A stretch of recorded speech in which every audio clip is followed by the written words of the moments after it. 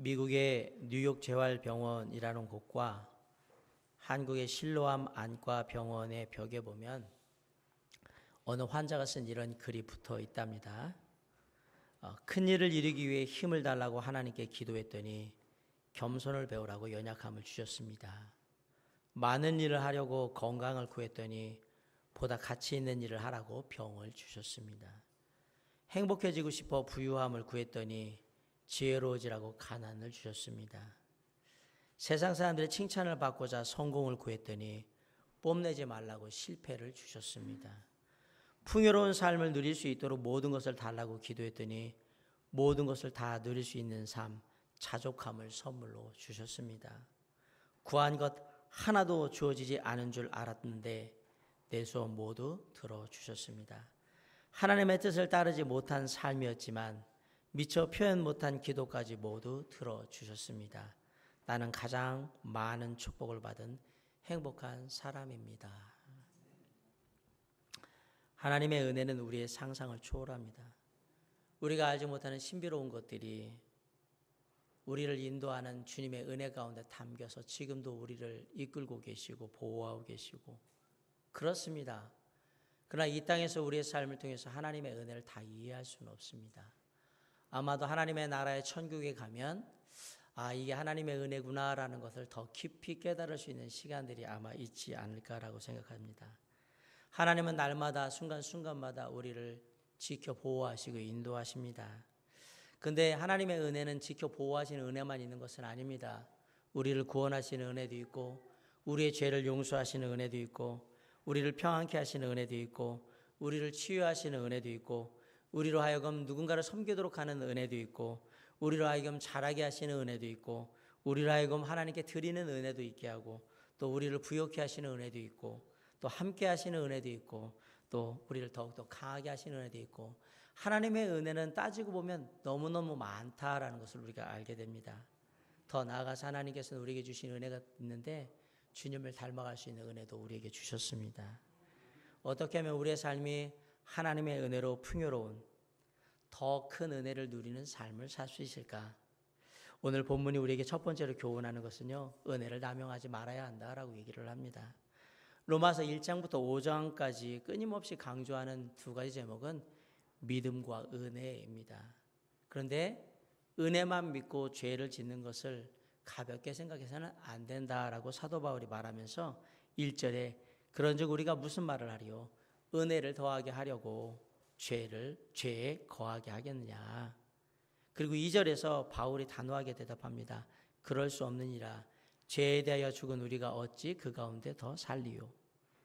우리는 하나님의 은혜가 있다고 생각하니까 하나님이 이렇게 죄 져도 은혜로 용서해 주시겠지. 하나님이 이런 건 잘못한 것들을 은혜로 넘어가 주시겠지. 하나님 내가 이렇게 했어도 은혜로 다 용서해 주시고 받아 주실 거야. 하나님의 은혜가 있으니까 이렇게 해 주실 거야. 내 것에 저렇게 해 주실 거야.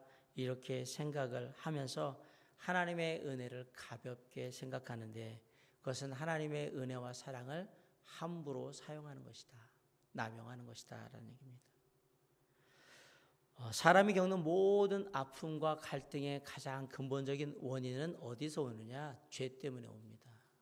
그 죄의 문제를 누가 해결해 줬냐면 예수 그리스도께서 해결해 주셨습니다. 죄는 하나님의 축복을 결정적으로 가로막는 암보다도 더 무서운 영적인 질병이에요. 그게 바로 죄예요. 근데 그 죄 문제를 예수 그리스도께서 해결해 주셨어요. 성도가 죄 사함 받는 것은 사형수가 특별 사면 받는 거하고 똑같습니다. 그 크신 은혜를 생각하는데 어찌 다시 죄의 길에 들어설 수 있겠느냐라고 얘기를 하는 거예요. 만약 하나님의 은혜를 핑계 삼아서 계속해서 죄의 길을 걷거나 잘못된 길을 계속해서 반복하게 된다면 언젠가는 거기에 대한 심각한 시련을 당하게 될 거라는 겁니다. 그러므로 우리는 하나님의 은혜를 절대 우리의 삶에서 가볍게 생각하면서 함부로 쓰는 일이 없어야 한다. 생각하는 일이 없어야 한다라는 얘기입니다. 옛날에 8.15 해방이 됐을 때 우리나라에서 진짜 있었던 일이래요. 어느 사람이 산에 올라가서 나무를 열심히 했답니다. 근데 그 산은 다른 사람의 사유지였어요. 그 산주인이 와가지고 당신이 뭔데 내 산에서 이렇게 나무를 막 하냐 그랬더니 그 나무를 하던 사람이 뭐라고 했냐면 여보시오 해방된 거 모르냐고. 해방은 자유라고. 자유가 뭔지 아냐고. 민주주의라고. 민주주의는 네 것 내 것이 없는 거라고. 당신 산이 내 산이고 내 산이 당신 산이고 다 그런 거라고. 그러면서 막 당당하게 얘기를 해가지고 할 말이 없었대요. 그래가지고 그냥 산 주인이 내려왔어요.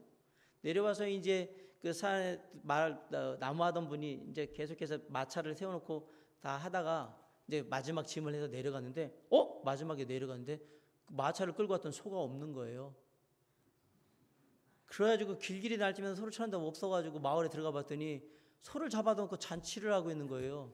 이거 누가 잡았냐고 그랬더니 그 산 주인이 잡아놓고 그래서 당신이 왜 내 소를 잡아다가 이렇게 잔치를 하냐고 그랬더니 이보시오 해방됐지 않소. 자유 아니오. 네 소가 내 소고 내 소가 네 소인 거지 뭐. 이렇게 하면서 그랬대요. 자유는 자기 마음대로 하는 게 자유가 아닙니다. 제가 일부 예배 때도 이 얘기를 했는데 요즘 동성애자들이 자유를 달라. 인권이라는 얘기는 뭐냐면요. 우리가 마음껏 동성애를 표현할 수 있는 자유를 달라고 얘기를 하는 거거든요. 저한테는 싫다고 얘기할 수 있는 자유가 있습니다. 아멘? 저는 동성애자들을 차별하지 않습니다. 싫다고 얘기한 겁니다. 싫은 게 제가 우리 송영인 집사님하고 식사를 하러 갔는데 송영인 집사님이 냉면 드실래요? 그래서 제가 싫다고 그랬어요. 제가 냉면을 차별한 겁니까? 내 기호에 안 맞다 이 얘기를 한 거예요. 저는 비빔밥 먹을게요. 이런 거 된 거거든요. 자유는 내 멋대로 하는 게 자유가 아니에요. 자유에는 책임이 따르는 거예요. 이 나라에서 자유를 뭘로 이해하냐면 내 마음대로 하는 게 자유라고 자꾸 생각을 하는데 자유는 책임을 따르지 않는 한 자유가 될 수가 없는 겁니다. 자유라고 하지 않고는 방종이라고 하는 겁니다. 진정한 자유는 자유에 대한 책임이 따르고 그 책임을 다했을 때 자유에 대한 권리가 있는 거죠. 이제 저에게 이렇게 동성애에 대해서 아니라고 얘기할 수 있는 자유도 얼마 안 남았어요. 8월에 헌법이 개정되면 동성애가 합헌이 될 거고요. 저는 그 얘기를 한 즉시 벌금을 물거나 감옥에 벌금 못 내면 감옥에 가거나 그렇게 될 겁니다. 모르셨죠? 국회의원들이 법을 바꾸고 있어요.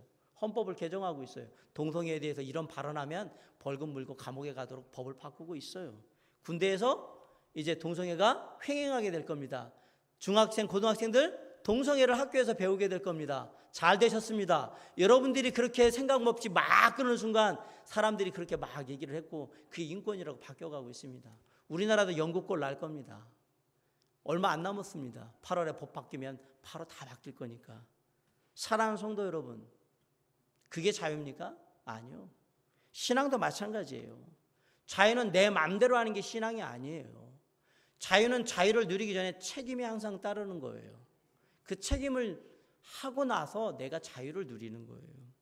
항상 아이들이 학교 갔다 오면 부모님이 하는 얘기가 있죠. 엄마가 하는 얘기가 뭐예요? 씻고 숙제하고 나가 놀아라요. 근데 애들은 항상 뭐예요?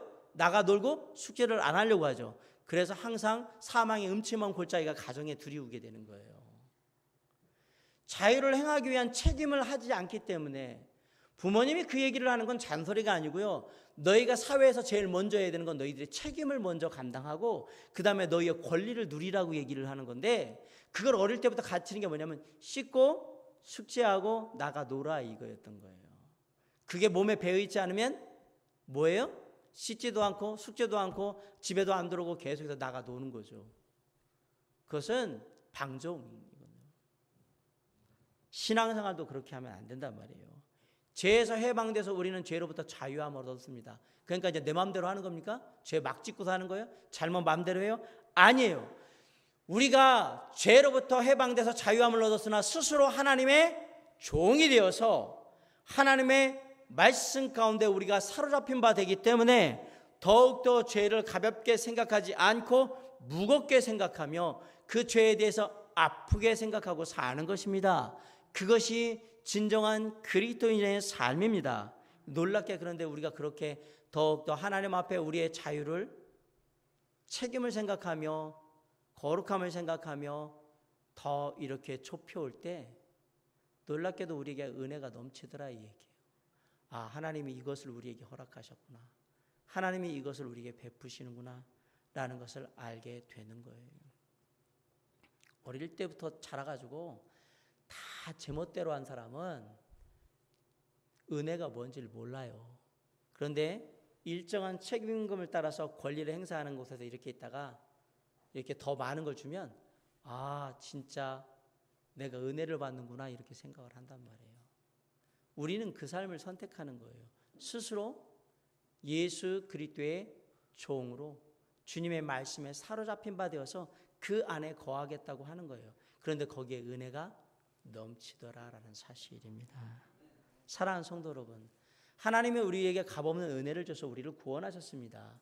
그리고 지금도 은혜를 베푸셔서 우리의 삶을 인도하고 계십니다. 그렇다고 그 은혜를 쉽게 생각하시면 안 된다는 얘기입니다. 주님의 은혜는 크신 은혜입니다. 우리는 은혜를 받을 만한 자격이 있어서 받은 것이 아니기 때문에 그 은혜를 함부로 하면 안 되는 거랍니다. 주님의 은혜가 있으니까 내가 이래도 되겠지, 저래도 되겠지. 주님의 은혜가 있기에 더욱더 우리는 우리의 죄악됨과 우리의 어리석음과 우리의 잘못됨을 아파하고 힘들어하고 괴로워하는 것이 맞다라는 사실이에요. 그런데 거기에 뭐가 임하는 거예요? 우리의 죄를 용서하시며 우리를 새롭게 하시고 회복케 하시는 주님의 은혜, 눈물을 씻기시는 주님의 은혜가 임함으로 말미암아서 그 은혜가 더 크다는 것을 우리는 경험하게 되다라는 사실이에요. 사랑하는 성도 여러분, 하나님이 은혜에 베푸신 값없는 은혜를 함부로 남용하지 마시고 하나님의 은혜의 가치와 그 의미를 더욱더 분명히 알고 마음에 새기며 그것을 감사하고 누릴 줄 아는 삶, 그 삶이 될 때 더 큰 은혜가 우리 안에 임함을 잊지 않는 저와 여러분이 될 수 있기를 주님의 이름으로 간절히 축원합니다. 하나님의 더 큰 은혜를 잊는 첫 번째 비결이 뭐였다? 뭐라고요? 은혜를 남용하지 말아라. 두 번째, 하나님의 더 크신 은혜를 입는 삶에 있는 비결이 뭐냐? 나 자신을 철저히 내려놓아야 합니다. 죽여야 한다. 내 자아를 죽여야 한다라는 얘기입니다. 3절을 보면 무릇 그리스도 예수와 합하여 침례를 받은 우리는 그의 죽으심과 합하여 침례를 받은 줄을 알지 못하느냐. 그렇습니다. 침례식은 두 가지 의미가 있어요. 결혼식하고 장례식. 우리가 주님 만나서 평생 주님과 함께 하겠습니다라는 그러한 결혼식의 의미도 있고요. 내가 옛사람은 이미 죽었다라는 걸 증명하는 그러한 또 장례식의 의미도 있습니다. 구원받은 성도가 침례를 받았다는 얘기는 옛자는 죽었다 이 얘기를 하는 겁니다. 그러므로 우리가 주님 앞에 나아갈 때는요, 축복을 뭘 주실까를 먼저 생각하지 말고 주님, 제가 먼저 주님 앞에 죽어야 합니다라는 걸 먼저 생각하셔야 합니다. 그래서 사도 바울이 아주 유명한 얘기를 했죠. 나는 날마다 죽노라 그랬죠. 항상 사도 바울이 생각한 걸 뭐냐면 내 자아를 먼저 주님께 죽이기 원합니다. 내려놓기를 원합니다. 그러면서 뭐라고요? 내가 정과 욕심을 십자가에 못 박았다고 얘기를 하면서 자꾸 죽는다는 얘기를 하는데 그 나의 자아를 그렇게 하겠다라는 얘기입니다. 왜 죽어야 합니까? 그것이 진정 살 길이기 때문에 그렇습니다. 여러분, 사람들이 고통을 느끼는 이유가 뭔지 아세요? 살아있기 때문에 그래요. 바꿔 얘기하면 죽지 않아서 고통을 느끼는 거예요. 죽으면 고통을 느끼지 않습니다. 영적인 원리도 똑같습니다. 성도들이 왜 삶의 고통을 느끼고 힘들어하는지 아십니까? 덜 죽어서 그렇습니다. 뭐가 덜 죽어서 그렇습니까? 내 자아가 덜 죽어가지고 고통스러운 거예요. 내 자아 가지고 주님의 영이 내 안에 가득 차면 사실은 안 고통스러워요. 내 주위에서 계신 곳이 그 어디나 하늘나라가 되는데 내 자아가 꿈틀꿈틀거리고 살아나니까 자꾸 고통스러운 거예요. 이렇게 삶에 자꾸 찔리니까 아픈 거예요. 오늘날 성도들 대부분의 삶의 고통은 덜 죽어서 있는 일입니다. 자아가 덜 죽어가지고. 나무가 타다가 말면 볼품이 없습니다. 다 타면 수수라도 쓰는데 이게 덜 타면 이건 수수로 쓰기도 어렵고 나무로 쓰기도 어렵고 좀 그렇습니다. 모양새도 그렇고. 건물도 마찬가지예요. 건물도 짓다가 말면 더 짓자니 그렇고 안 짓자니 그렇고 이런 거예요. 길도 가다가 안 가면 되돌아가자니 그렇고 가자니 그렇고 이런 거예요. 성도들도 마찬가지예요. 영적으로 덜 죽으면 더 죽어야 되는데 살아있자니 그렇고 죽자니 그렇고 이런 거예요. 그러니까 아프죠. 죽으면 안 아프다니까요. 오늘날 많은 성도들이 한 발은 교회에 두고 하나님께 두고 한 발은 세상에 둡니다. 그래서 예배의 감격이나 믿음의 축복을 누리기가 어렵습니다. 하나님의 은혜를, 더 큰 은혜를 경험하기를 원하시면 옛사람을 죽이십시오. 장사 지내서 땅에다 묻으셔야 합니다. 그때 비로소 진정한 평안이 오는 겁니다. 사람이 왜 스트레스를 받는지 아십니까? 사람들이 대부분 스트레스를 받는 이유는 굳은 마음의 의지, 결단, 심지가 없기 때문에 그런 거예요. 자, 여러분에게 물어볼게요. 학생들 중에요, 공부하는 학생이 스트레스가 많을까요? 공부 안 하는 학생이 스트레스가 많을까요? 이렇게 물어보면 대부분 생각하는 공부하는 애들이 스트레스가 많겠지라고 생각을 합니다. 장기적으로 볼 때 공부 안 하는 애들이 스트레스가 더 큽니다. 왜냐? 공부하는 아이들은 왜 공부를 해야 되는지 이유가 분명하기 때문에 이거 내가 해야 되는 거니까 해요. 그냥 하는 거예요. 힘들어도 그냥 내가 해야 되니까 해요. 그러니까 그냥 간단 말이에요. 그냥 그 당연하다고 생각하고 간단 말입니다. 안 해보셨구나 공부를. 농담입니다. 공부 안 하는 아이들이 왜 스트레스를 받느냐? 놀 때는 좋았는데 뭐가 자꾸 다가오죠? 시험이 다가와요. 그럼 또 시험이 다가오면 안 하는 주제에 또 시험은 봐야 된다는 생각이 있어요. 그 스트레스를 다가오는데 공부는 또 시험이 다가오면 해야 되는데 공부 안 하던 아이들은 워낙에 안 하기 때문에 안 해요. 근데 중요한 건 뭐냐면 시험은 그래도 잘 보고 싶은 욕심이 불릴 듯 일어나고 있어요. 자아를 죽여야 되는데, 시험을 잘 보고 싶은 자아를 죽여야 되는데 이 자아가 꿈틀꿈틀 살아 올라서 뭐예요? 그래도 시험에 내가 꼴찌나지 말아야 되는데, 내가 여기다 하나는 깔고 가야 되는데, 이런 생각이 자꾸 있는 거예요. 그러다 보니까 스트레스를 받아요. 시간이 지날수록 시험이란 현실이 다가와요. 그리고 시간이 지나서 학교를 졸업하잖아요. 취업이라는 것, 여러 가지 일자리라는 것은 공부 안 한 것에 대한 현실이 자꾸 다가오니까 스트레스를 받아요. 공부한 사람은 공부한 것만큼 얻게 되어 있거든요. 일한 만큼 얻게 되어 있으니까. 그래서 공부 안 하면 스트레스가 더 커지는 겁니다. 저희 집도 예외가 아니더라고요. 보니까 공부 안 하니까 시험 기간 되면 스트레스가 커지더라고요. 그러면 이제 누가 짜증을 내느냐? 스트레스를 받는, 옆에서 스트레스를 받는 제 아내가 짜증을 내죠. 스트레스를 받아죠. 공부는 애들이 해야 되는데 엄마가 공부를 하고 있으니까 스트레스가 될 수밖에 없어요. 자, 신앙생활도 마찬가지예요. 여러분, 몸과 마음을 다해 열심히 신앙생활을 하는 사람과 대충 신앙생활을 하는 사람하고 누가 스트레스를 더 많이 받을 것 같습니까? 열심히 하는 사람들이 신앙생활에 스트레스를 받을 거라고 생각하십니까? 아닙니다. 대충 하는 사람들이 스트레스를 더 많이 받습니다. 이 원리하고 똑같습니다. 잘해야 되는데, 남들한테는 그래도 잘 보여야 되는데, 뭔가 좀 이렇게 내년이 되면 뭔가 좀 달라져야 되는데 별다를 바가 없으니까 자꾸 스트레스가 쌓이고 그렇습니다. 스트레스가 심해지면 뭘 하게 되죠? 제일 먼저 나오는 반응이 뭡니까?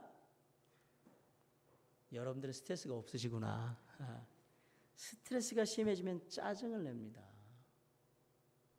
그리고 계속 투덜투덜 불평불만이 많고, 그리고 스트레스가 심해지면 다른 사람한테 송영인 집사님 때문에 내가 안 된다, 장순환 집사님 때문에 내가 안 된다, 이렇게 얘기하는 거예요. 너 때문에 안 된다고 이제 책임을 자꾸 전가시키기 시작합니다.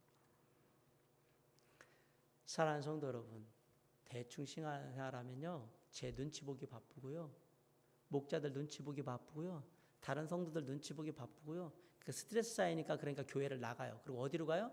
사람들 많은 교회에 가요. 내가 있어도 그만, 없어도 그만. 스트레스가 없죠, 그죠? 그런 교회를 찾아가시기 바랍니다. 네. 전혀 영적인 부담이 없고 아무런 그런 책임 안 져도 되는 곳을 빨리 찾아가시기 바랍니다. 그러나 제가 장담합니다. 당신은 신앙적으로는 100% 죽을 겁니다. 신앙을 포기하고 육신의 삶을 살면서 그냥 율법을 지키시면 돼요. 그냥 겉모양으로만 사시면 돼요. 신앙생활을 정말 잘하고 싶으면 저를 따라하세요. 거룩한 부담을 갖자. 거룩한 부담을 갖자. 예배에 거룩한 부담을 가지시기 바랍니다. 말씀 묵상에 거룩한 부담을 가지시기 바랍니다. 기도에 거룩한 부담을 가지시기 바랍니다. 교제에 거룩한 부담을 가지시기 바랍니다. 전도에 거룩한 부담을 가지시기 바랍니다. 영혼을 섬기는 데 거룩한 부담을 가지시기 바랍니다. 그게 신앙생활 잘하는 비결입니다. 부담 없는 신앙생활이 어디 있습니까? 있으면 저한테도 좀 알려주세요. 저도 부담 없이 목회 좀 하게. 영적인 것은 다 부담스러운 것입니다. 신앙생활이라는 것은 그 핵심이 주님의 멍에를 함께 지고 주님을 배우며 주님을 닮아가는 겁니다. 주님과 멍에를 함께 지지 않는 건 신앙생활이 아니에요. 멍에가 뭔지 알죠? 이렇게 돼 있는 거. 무거워요. 멍에를 지면 이 목뼈가 눌어 앉아요. 힘들어요. 그리고 멍에가 이끄는 대로 가야 돼요. 그 영적인 부담을 반드시 져야 하는 거예요. 그 부담이 없이 무슨 신앙생활을 하겠다고. 그건 종교생활이죠. 그냥 교회 왔다 갔다 하면서 내 마음에 위안을 삼는 것을 하려면. 그러면 저희 같은 교회 있으시면 안 되고요. 한 5천 명, 10,000명 있는 교회 가셔서 숨어 지내셔야 돼요. 최소한 제가 볼 땐 2,000, 3,000 단위는 넘어야 안 보여요. 그런데 가시면 부담 하나도 없어요. 성금 안 난다고 뭐라도 안 하고, 내가 예배 안 왔다고 뭐라고 안 하고, 내가 방문자 카드 내지 않는 뭐라고 안 해요. 왜? 그 교회는 한 100명 정도는 매일 하루에 아침에 왔다 갔다 할 테니까, 매주 바뀔 테니까 아무 상관 안 해요. 오늘은 이 교회, 다음엔 저 교회, 이렇게 가세요. 그게 바로 현대교회의 철새교인들 아닙니까? 군중 속에 숨은 나를 만드는 거예요. 신앙은 영적인 부담을 갖고 하는 겁니다. 기꺼이 우리는 하나님을 믿을 때 그 영적인 부담을 지겠다고 각오하고 하나님을 믿는 겁니다. 그 부담이 우리에게 있는데, 주님 무겁습니다. 그러니까 주님이 뭐라 그래요? 수고하고 무거운 짐진 자들아 다 내게로 오라. 그러면서 뭐래요? 내 짐은 가볍다라고. 내 멍에는 가벼우니까 내가 져줄 테니까 나한테 오라고 얘기하시잖아요. 하나님의 은혜인 줄 믿습니다. 그 놀라운 하나님의 은혜가 있음을 모르고 그냥 부담스럽다고만 생각하고, 당신이 부담스러운 이유는 신앙적인 이유가 아닐 거예요. 눈앞에 편안한 걸 추구하고 가야 되는데, 얘기하는 것들이 보니까 이게 자꾸 걸림돌이 되거든요. 이게 내 자아가 꿈틀꿈틀 살아서 이걸 하고 싶은데 자꾸 하지 말라고 하니까 부담스럽거든요. 그러면 어떻게 해야 돼요? 그럼 그 거룩한 부담을 던져버리든지, 그 거룩한 부담을 지고 내 삶의 태도를 바꾸든지 해야 되는데, 던져버리는 경우가 많죠. 에이, 나는 편하게 갈래. 그래서 큰 교회는 잘 되는 거예요. 그리고 이런 설교하면 안 되죠. 부담스러운 이런 설교 하시면 교회가 부흥이 안 돼요. 사실은 부흥이 안 된다는 얘기는 사람들이 안 와요. 부담스러운 교회를 누가 가겠어요. 맨날 목사가 부담스럽게 얘기만 하면서 영적인 부담을 지십시오. 신앙은 그런 겁니다. 나는 그렇게 하기 싫은데.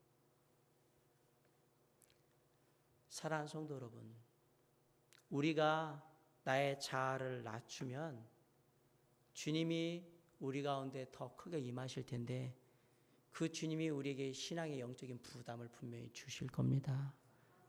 장신아, 더 힘써 예배드려야 되겠지. 장신아, 아침에 일어나면 말씀 묵상하고 기도하는 시간을 가져야 되겠지. 장신아, 사람들 위해서 더 많이 기도해야 되겠지. 장신아, 사람들하고 더 깊이 교제하면서 함께 나눠야 되겠지. 장신아, 영혼들을 하나님 앞으로 인도하는 일에 네가 힘써야 되겠지. 장신아, 영혼들을 향해서 네가 섬길 수 있는 한 최선을 다해서 섬겨야 되겠지. 이 부담이 주님이 내 안에 임하면 임할수록 커지게 되어 있습니다.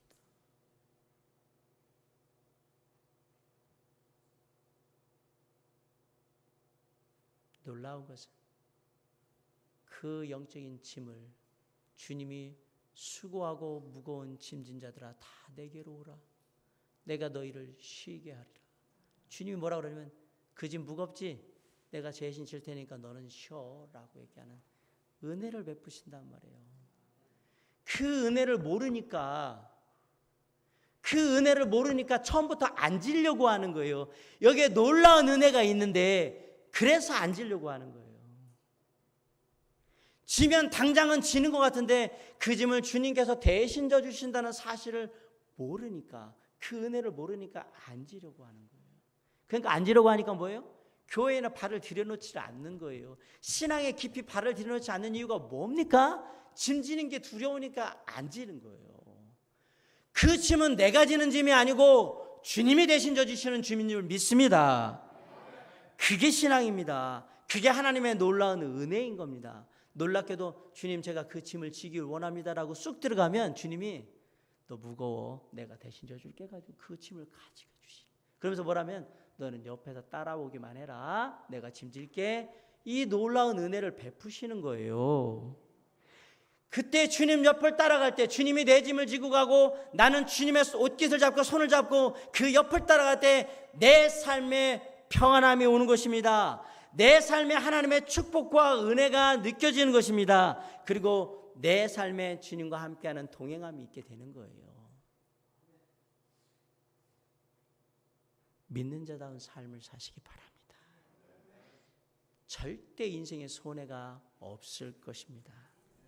사랑하는 성도 여러분, 어차피 저와 여러분 덤으로 사는 인생 아닙니까? 왜요? 저희는 죄로 인해 죽을 수밖에 없는 인생이었습니다. 그 인생 살리신 게 누굽니까? 예수님이십니다. 안 그랬으면 우리 죄로 인해 죽을 인생이에요. 그거 덤으로 살려주셨잖아요. 덤으로 사는 인생 주님 위해서 살면 되는 거지. 믿는 자의 인생은 덤으로 사는 인생이에요. 누가 주신 인생입니까? 하나님이 주신 인생이에요. 하나님이 왜 주셨습니까? 이제 남은 거 딴 거 딴짓거리 하지 말고 남은 인생 나 위해 살으라고 주신 인생이에요. 그러니까 이제 주님 위해서 사는 인생으로, 내가 위해서 사는 인생이 아니라 주님 위해서 사는 인생으로 우리의 삶을 드리는 거예요. 놀라운 사실은 주님을 위해서 사는 인생으로 내 삶을 드렸는데 그것이 나의 삶이 되더란 얘기예요. 놀라운 평안이 임하더란 얘기예요. 하나님의 은혜가 그곳에 있다란 얘기예요. 그곳에 새로운 하나님의 능력이 임하더란 얘기예요. 축복이 함께합니다. 사랑하는 성도 여러분, 내 자아를 낮추고 하나님이 내 가운데 역사하도록 자꾸 내놓으셔야 합니다. 그곳에 주의 은혜가 임할 줄 믿습니다. 그곳에서 주님께서 우리에게 더 큰 은혜를 베푸실 때에 우리의 삶은 비로소 알게 되는 거예요. 나를 낮추고 내 자아를 죽이고 내 안에 우리 주 예수 그리스도가 살게 하시니 이 은혜가 놀랍게 나에게 임하더라. 쉽게 이해해 드릴게요. 이게 자꾸 피상적으로 생각하니까 내 안에 내가 100이 있었는데 내 안에 나를 50으로 나누고 예수님을 하나님이 내 안에 들어왔어요. 그럼 하나님이 얼마 있게 되죠? 50이 있게 되죠. 근데 그 하나님이 은혜의 하나님이에요. 내 삶에 은혜가 얼마가 있는 거냐면 50이 있는 거예요. 내가 결단을 해서 이걸 80으로 바꿨어요. 내 삶을 20만 남겨놓고 여기 80이라는 공간을 더 만들어놨어요. 하나님의 80이 들어왔어요. 하나님의 은혜가 내 안에 얼마가 있게 되죠? 80이 있게 됩니다. 내 삶에 나를 확 다 뺐어요. 다 비웠어요. 100으로. 이 안에 하나님이 채워집니다. 하나님의 은혜가 얼마가 있게 되느냐? 100이 있게 되는 겁니다. 제가 지금 그 얘기 드리는 겁니다. 그래도 주여, 주님, 목사님 그래도 내가 가오가 있지. 내가 좀 다 죽으면 안 되잖아요. 5%만 살아있겠지. 5%도 좀 하나님 앞에 좀 창피하니까 한 2%만 살아있을게. 2%는 별로 표시 안 나잖아요. 98% 하나님 살아있고 2%가 있고 그 2%가 하나님의 말씀을 안 들으면 98%가 작동을 안 합니다. 제가 말씀드린 건 완벽하게 다 비울 수는 없습니다. 그러나 우리는 그렇게 비우는 작업을 계속해서 해야 할 때 내가 비우면 비울수록 이곳에 무엇이 더 커진다? 하나님의 은혜가 더욱더 커진다는 얘기를 제가 지금 설명을 드린 거예요. 피상적으로 생각하지 마세요. 나를 비우면 비울수록 내 뜻대로 내 멋대로 하는 거 자꾸 줄이면 줄일수록 하나님의 은혜가 더욱더 커진다라고 생각하시면 맞습니다. 사랑하는 성도 여러분, 더 큰 은혜를 누리기를 원하십니까? 그럼 내 거를 줄이세요. 내 자아를 죽이시면 됩니다.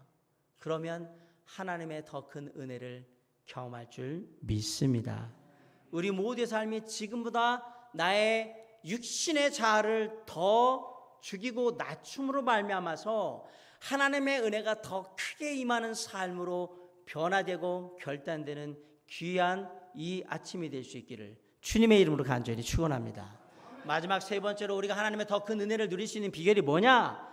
미래에 대한 밝은 비전을 가지셔야 합니다. 자, 5절 한번 읽어봅시다. 자, 시작.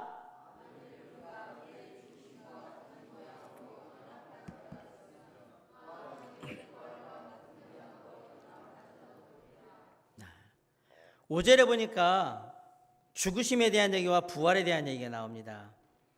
죽으면 주님과 함께 부활한다, 이 얘기를 하고 있는 거예요. 그리고 11절에 뭐라고 했냐면 우리가 죽으면 그것을 통해서 바울의 죄에 대해서 죽으면 하나님 앞에 산자가 될 거라고 그렇게 얘기를 했어요. 너희도 너희 자신을 죄에 대하여는 죽은 자요 그리스도 예수 안에서 하나님께 대하여는 살아있는 자로 여길지어다. 하나님 앞에 죽으면, 죄에 대해서 죽으면 나는 하나님 앞에는 뭐다? 산자, 살아있는 희망이 있는 자예요. 그걸 아셔야 한다는 얘기예요. 우리는 뭔가 안 하면 죽을 것 같아, 내가 하고 싶은 거 안 하니까 죽을 것 같아. 아니요, 주님 안에서 내가 죽으면 하나님 앞에 산자가 되는 거예요. 그 밝은 미래에 대한 비전을 가지셔야 하나님의 산자로서의 삶을 누리게 하실 것이다. 주님과 함께 죽기로 결심하면, 내 자아가 죽기로 결심하면 그 어떤 고난도 그 영혼을 이길 수 없고 사단마귀도 그 영혼을 이길 수 없으며 사망의 권세도 그 영혼을 이길 수 없습니다. 싸울 때 제일 무서운 사람이 누군지 아십니까? 싸움자는 주먹 쓰는 사람? 아니요, 죽기를 각오하고 싸우는 사람이 제일 무서운 사람입니다.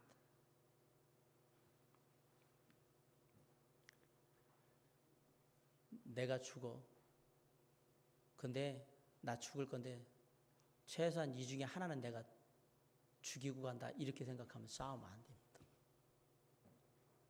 아시겠습니까? 죽기를 각오한 사람이 제일 무서운 사람이에요. 그래서 이순신 장군이 뭐라고 그랬어요? 살고자 하는 자는 죽을 것, 죽기를 각오하는 자는 살리라. 소크라테스 얘기인 줄 아셨어요? 이게 이순신 장군 얘기잖아요. 내가 죽고자 한다면 뭐가 무섭겠습니까?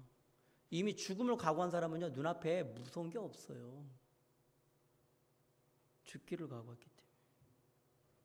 자, 우리가 주님 앞에 죽기를 각오한다고 생각해 보세요. 사망의 권세가 무섭겠으며 세상의 직장 상사가 무섭겠으며 누가 무섭겠어요? 내가 이미 죽기를 각오했는데. 세상에 무서울 게 하나도 없어요. 근데 놀라운 거 뭐냐면 죽으면 산다고 얘기하는 거예요. 여기 죽으면 부활했잖아요. 그 얘기가 뭐냐면 네가 죽고자 하느냐? 살리라, 이 얘기. 우리가 똑같은 원리에 이게 부활하기 위해서는 뭐가 먼저 일어나야 됩니까? 죽어야죠. 죽어야 부활을 할 거 아니에요.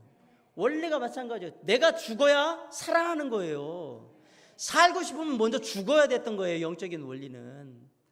그런데 그 삶의 원리에서 살아나는 게 누구를 통해서? 예수 그리스도를 통해서 살아나는 거예요. 내 육신의 자아가 죽으면 내 영혼이 살아나는 거예요. 살아나는데 그게 좋은 방향으로 살아나는 겁니다. 밝은 미래의 비전을 갖고 살아난다. 좋아진다. 더 큰 일을 잊게 될 것이다. 그것을 믿어라. 저 그 얘기하는 거예요, 지금. 딴 얘기하는 게 아니라. 왜 성도들이 힘들게 살면서도 기뻐하는 줄 아십니까? 주님이 살아계시다는 것을 알기 때문에 그래요. 믿기 때문에. 바꿔 얘기하면 나도 또한 주님을 믿을진데 같이 살 거라는 것을 알아요. 주님이 죽었다 부활하셨으니까 나도 죽으면 부활하겠지. 이걸 믿는단 말이에요. 왜냐면 그렇게 약속하셨으니까. 그러니까 삶의 여러 가지 상황은 힘들지라도 힘들지 않고 기쁜 거예요. 어차피 나는 미래가 보장된 삶이거든요. 아멘. 우리는 밝은 미래가 보장된 승리자이기 때문에 우리의 삶은 은혜가 넘치는 겁니다. 요새 믿는 사람답게 사는 게 참 힘듭니다. 사회에서 믿는 사람답게 살려면 인내와 지혜가 필요합니다. 살아있는 자께서는. 어떤 분들은 직장 문제 때문에 많이 고민해요. 교회 예배도 잘 못 드리고 그러니까 고민이 참 많습니다. 그런데 이런 고민이 어떤 분들한테는 대수롭지도 않은 고민이야. 뭐 안 되면 뭐 예배 안 드리면 되고 머리 막. 아니요. 이런 것들이 뭐냐면 내가 살고자 하는 영적인 살고자 하는 몸부림이기 때문에 중요한 거라는 얘기예요. 그러면서 마침내 고민하고 기도하다가 결단합니다. 내가 주의를 지키기 위해서 최선을 다해야지. 하나님이 얼마나 기뻐하실까. 여러분, 어떤 사람들은 교회의 여러 가지 일들을 위해서 앞장서서 어려운 일들을 감당해 나가는데 한 번도 찡그리거나 불평하지 않고 묵묵히 그 일을 감당하시는 분들이 있습니다. 어떤 분들은 교회와 사역자 성도들을 위해서 열심히 기도하면서 예배하면서 자리를 지킵니다.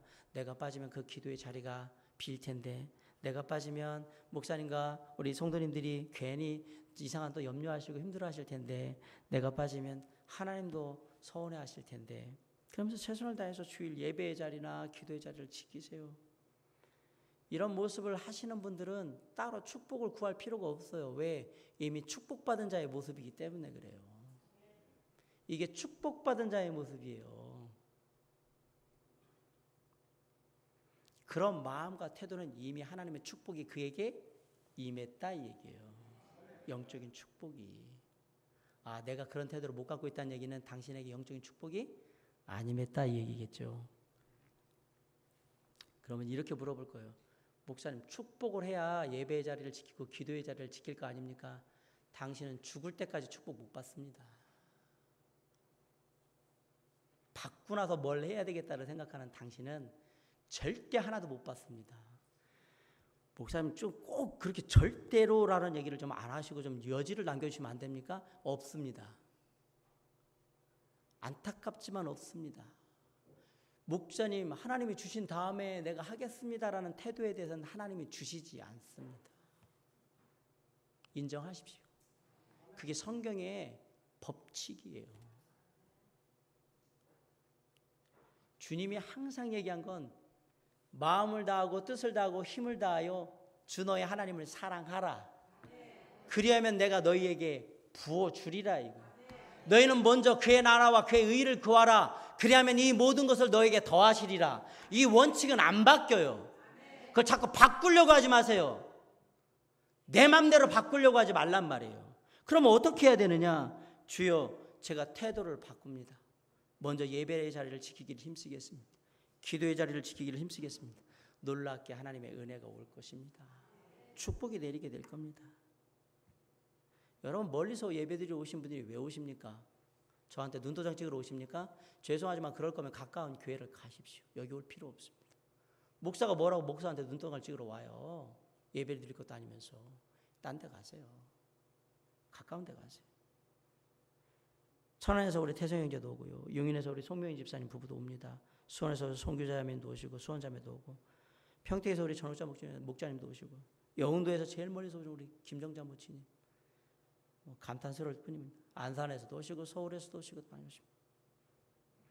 이런 결정 내리기 쉽지 않죠. 가까운 교회가 얼마나 많은데, 한국에 5만 개의 교회가 있는데 뭐하러 여기까지 와요. 그냥 목회자는 그런 모습을 보면 그냥 감동스러운 거예요. 그래서 얘기하죠. 멀리 이렇게 힘들게 안 하셔도 되니까 가끔 그냥 가까운 교회 가셔서 예배 드려도 돼요 라고 하면 괜찮습니다. 목사님, 다닐만 합니다. 멀다고 핑계로 대고 이전보다 더 제대로 못 섬겨서 죄송합니다. 그러면 진짜 감동이 쓰나미같이 밀려옵니다. 내가 뭐라고 얘기를 하면 할 말이 없어요. 놀라운 거 알려드릴까요? 학교에 가까운 애들이 항상 지각을 해요.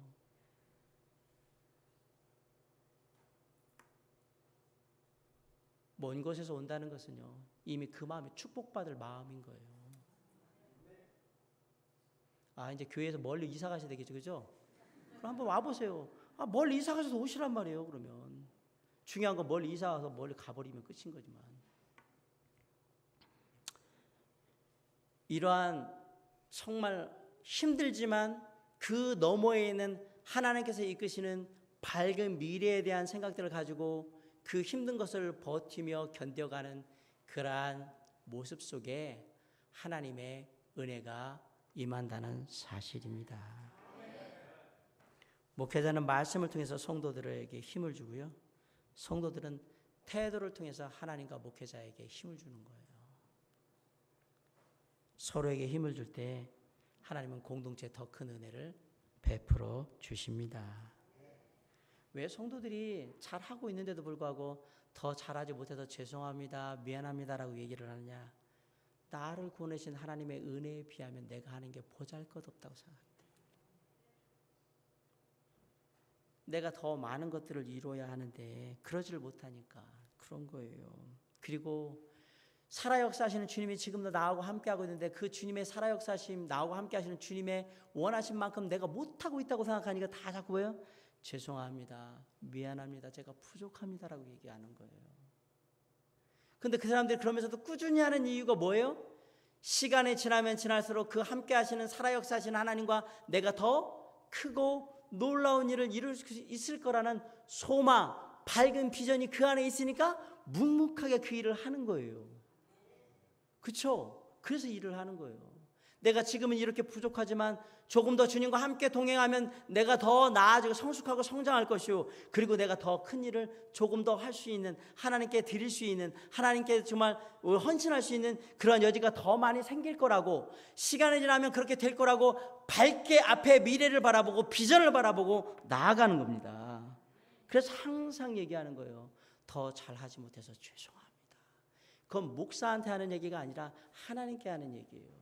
주님, 더 잘하고 싶은데, 더 열심히 하고 싶은데 못해서 죄송합니다. 이 사람이 이 세상에서 가장 가망성 있는 사람인 거예요. 이 사람이 잘하고 있는데도 불구하고 주님, 더 잘하지 못해서 죄송합니다라고 고백할 줄 아는 사람. 우리는 흔히 비전을 얘기할 때 꿈꾸는 것, 그것을 실행하는 걸 비전이라고 얘기합니다. 저는 다른 얘기를 합니다. 비전은 하나님을 향해 보여주는 태도인 거예요. 어떤 태도나, 비전은 하나님께 가진 우리의 태도인데 시간이 지나면 지날수록 좋은 모습의 태도를 보이기 위해 애쓰는 게 바로 비전이에요. 하나님, 제가 앞으로 이렇게 하길 원합니다. 하나님, 제가 이런 모습의 사람이 되길 원합니다. 하나님, 제가 이런 모습 가운데 날아가길 원합니다. 나의 태도를 자꾸 좋은 모습으로 바꿔가는 것이 밝은 미래의 비전을 하나님께 가진 사람의 모습이다 이 얘기예요. 하나님을 감동시키는 것은 누구냐? 바로 이런 밝은 미래에 대한 비전을 가진 사람, 더 하나님 앞에 가까이 가기를 원하며 더 하나님께 쓰임받기를 원하는 그러한 태도를 가진 사람을 하나님이 감동하는 거예요. 네가 진짜로 나의 사람이구나. 어떤 분들은 몸이 불편하면 예배에 참석을 안 하시죠. 그런데 어떤 분들은 몸이 불편해도 예배에 죽을 각오로 하고 하시는 분들도 있어요. 왜 그들은 그럴까요? 그 예배가 내 삶에 뭔가 새로운 또 비전을 주며 은혜를 주고 나를 더 새롭게 할 거라고 믿기 때문에 오는 거예요. 제가 제천에서 사역을 할 때 홍관수라는 자매님이 계셨습니다. 그분이 돌아가셨습니다. 제가 제천에 오고 나서 2년 후에 돌아가셨는데 디스크, 관절, 위장, 온몸이 종합병원입니다. 그분은 10분을 앉아있지를 못합니다. 근데 유일하게 버티며 앉아있는 딱 2시간이 있는데요. 성경 공부하는 시간, 신방 가서 말씀 나누는 시간 되면 무조건 버텨서 앉고요. 두 번째 예배 시간에 와서 앉아있는데 이분이 의자에도 10분을 못 버텨요. 그래서 늘 이렇게 누워 계신 분이에요. 그래서 제가 아프면 교회 오지 마시고요. 그냥 집에서 말씀 보시고 기도하세요. 이분이 뭐라고 하냐면, 목사님, 제가 죽어도 예배 드리다 죽을 거예요. 할 말이 없어요. 이분의 상태가 얼마나 안 좋은지 아십니까? 저는 하나님이 그런 사람들 때문에 기뻐하신다고 믿습니다. 제가 늘 기도하면서 그 자매님 붙들고 기도하면서, 하나님 정말 축복해 주십시오. 이 자매님 아마 이 병은 안 나을지 모르지만 이 마음 끝까지 갈 수 있도록 해주시고 끝까지 견딜 수 있는 힘 주시고, 그래서 하나님께 예배드리다가 하나님 나라 가게 해달라고 그렇게 기도했어요. 왜? 그게 축복이에요. 이분한테 주님께 함께 형제자매들과 예배할 수 있는 이 시간이 축복인 거예요. 그리고 말씀 들으면, 목사님 지난주에 이 말씀 들으면 너무 좋았어 이렇게 해주는데 신방 가면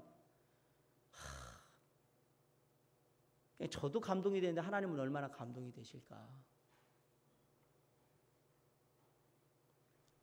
하나님은 이렇게 내가 예배드리고 기도하고 섬기는 이러한 것들을 통해서 내가 조금 더 하나님 앞에 더 가까이 가며 조금 더 나은 신앙의 모습을 갖추고 주님 앞에 조금 더 주님이 기뻐하시는 모습으로 바뀌어갈 수 있으리라는 미래에 대한 밝은 비전을 가지고 오늘도 애쓰고 수고하는 분들을 하나님은 사랑하십니다. 그들에게 은혜가 임하는 겁니다. 하나님은 마음의 태도를 보면 네가 그런 마음이야? 아유, 내가 도와줘야지 네가 잘할 수 있도록. 그래서 은혜를 베푸시는 거예요. 주님이 병든 자를 고치실 때 물론 주님이 주권적으로 하시기도 하셨지만 다 믿음을 보시잖아요. 이유가 있어요. 네 태도가 어떤지를 보고 내가 하겠다라고 얘기하시는 거거든요. 사랑하는 성도 여러분, 우리에게 그런 믿음이 있어야 합니다. 주님께서 나와 함께 하시면 내가 더 좋아질 것이며 더 나아질 것이며 더 행복해질 거라는 미래에 대한 그런 소망이 확고해야 우리에게 은혜가 임합니다. 주님과 함께 신앙생활하면 뭐예요? 10년을 내 20년 해봐야 그게 그 모양인 걸. 여기에 어떻게 하나님의 은혜가 임하며 여기에 어떻게 하나님의 축복이 임하겠냐라는 사실이에요. 사랑하는 성도 여러분, 비록 오늘은 오늘의 힘든 것이 있었지만 내일은 주님이 예비하신 놀라운 은혜와 축복 가운데 내 삶이 또한 나갈 때 주님께서 나에게 역사하셔서 나를 하나님의 은혜 가운데 선하게 인도하시라고 믿고 나아가시기 바랍니다. 이러한 순수한 믿음 가운데 하나님이 은혜를 베푸시는 거라는 걸 제가 자꾸 얘기를 드리는 거예요. 아이들은요, 어저께 엄마한테 맞았잖아요. 아이들은 아침에 일어나면 엄마 그러고 엄마한테 돌아와요. 우리의 신앙이 그런 신앙이 돼야 돼요. 어제는 힘들었지만 오늘은 딱 되면 주님, 오늘은 저에게 뭘 주시기를 원하십니까? 뭘 축복하기를 원하십니까? 제가 주님에게 열심히 달려갈 테니까 주님께서 많이 주셔야 돼요. 그런 믿음으로 주님 앞에 나아가는 겁니다. 거기에 하나님의 은혜가 임한다고 제가 드린 거예요. 제발 찡그리지 마시고 내일은 내일에 하나님의 은혜가 있어요. 그리고 이 시간 이후에 이 시간 은혜 다음에 은혜가 있어요. 밝은 미래에 대한 기대를 가지십시오. 왜? 죽었다 살아나서 지금도 살아계시고 앞으로 우리의 모든 것들을 다 부활시키실 그 주님의 능력을 믿고 그 은혜를 믿고 그렇게 가자 이 얘기예요. 그래서 아무리 현재가 어려워도 뭐라고 고백하느냐? 그래도 저는 주님을 믿습니다라고 고백하는 겁니다. 그 사람에게 은혜가 임하는 겁니다. 힘들어요? 그래도 저는 주님을 믿어요. 주님이 저에게 은혜 베푸실 믿습니다. 아멘. 이 밝은 미래의 비전을 잊지 마시기 바랍니다. 그 밝은 미래의 비전이 우리로 하여금 더 큰 은혜를 누리게 하는 비결이기 때문에 그렇습니다. 사랑하는 성도 여러분, 지금도 하나님은 살아계십니다. 그 살아계신 하나님은 은혜의 하나님이십니다. 은혜의 하나님은 지금보다 더 큰 은혜를 당신의 자녀들에게 베풀기를 원하십니다. 그 사실을 믿는 자에게 분명히 하나님의 은혜가 임하게 될 것입니다.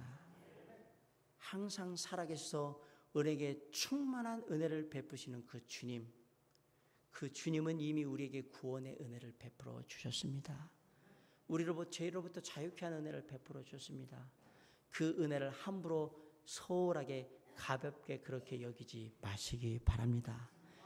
주님의 은혜가 내 삶을 충만케 역사하길 원하거든 나의 자아를 자꾸 내 심령에서 끌어내리셔서 낮추시고 죽이셔서 내 안에 주님 하나님의 성령이 더욱더 역사할 수 있도록 내 삶을 내어주시기를 바랍니다. 그것을 위해서 기꺼이 때로는 힘들고 괴롭지만 영적인 부담을 지고 주님 내게 들어오시라고 기꺼이 내 삶을 비워주실 수 있기를 간절히 바랍니다. 그리고 내 안에 주님이 살아 역사하시면 내 앞길 지금보다 내일이 내일보다 모레가 앞으로가 더욱더 더 밝고 좋은 모습으로 내가 변해가며 주님 앞에 나아갈 수 있다는 밝은 미래의 비전을 가지고 기쁘게 믿음의 길을 나아갈 수 있기를 간절히 바랍니다. 하나님께서 이런 사람들에게 반드시 더 큰 은혜를 누리게 하실 것입니다. 사랑하는 성도 여러분, 은혜를 누립시다. 그러기 위해서 우리는 어떻게 해야 되는지 지금 비결을 배웠습니다. 그 비결 중에 하나라도 내가 말씀대로 적용한다면 그곳에 더 큰 은혜가 있을 줄 믿습니다.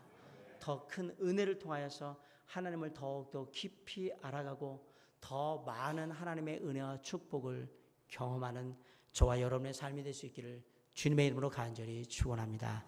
기도하시겠습니다.